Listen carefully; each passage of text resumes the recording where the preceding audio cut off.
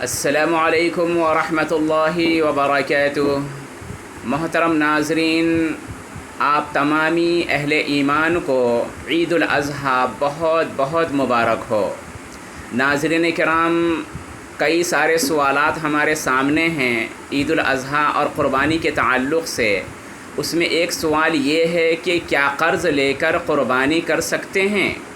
تو مفتیان کرام نے اس کا جواب دیا ہے کہ قرض لے کر قربانی کرنا درست اور جائز ہے اور ثواب بھی ملتا ہے، لیکن قرض لے کر قربانی کرنا بہتر نہیں ہے۔ حتی الامکان قرض سے بچنا چاہیے۔ دوسری بات یہ ہے کہ جو لوگ پہلے سے ہی قرض میں مبتلا ہیں انہیں کیا کرنا چاہیے؟ تو مفتیان کرام کا کہنا ہے کہ قرض میں جو لوگ پہلے سے مبتلا ہیں انہیں پہلے قرض ادا کرنے کی فکر کرنی چاہیے، نہ کہ قربانی کی۔ دوسرا مسئلہ یہ ہے کہ ایک حصے کا ثواب کتنوں کو پہنچا سکتے ہیں؟ اس کا جواب یہ ہے کہ اگر کوئی صاحب نصاب ہے تو انہیں پہلے ایک حصہ قربانی اپنی جانب سے رب کے دربار میں پیش کرنی چاہیے۔ اس کے بعد ایک حصہ قربانی جو نفلی ہوگی، اس نفلی قربانی کا ثواب وہ کتنوں کو بھی پہنچا سکتے ہیں۔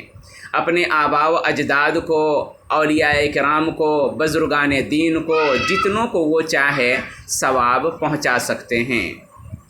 ناظرین کرام، مسائل اور فضائل جتنی بھی عبادتیں ہیں، ان تمام عبادتوں کے جو مسائل اور فضائل ہیں، اللہ رب العالمین انہیں سیکھنے، سمجھنے، اس پر عمل کرنے اور اس کو دوسروں تک پہنچانے کی توفیق عنایت فرمائے۔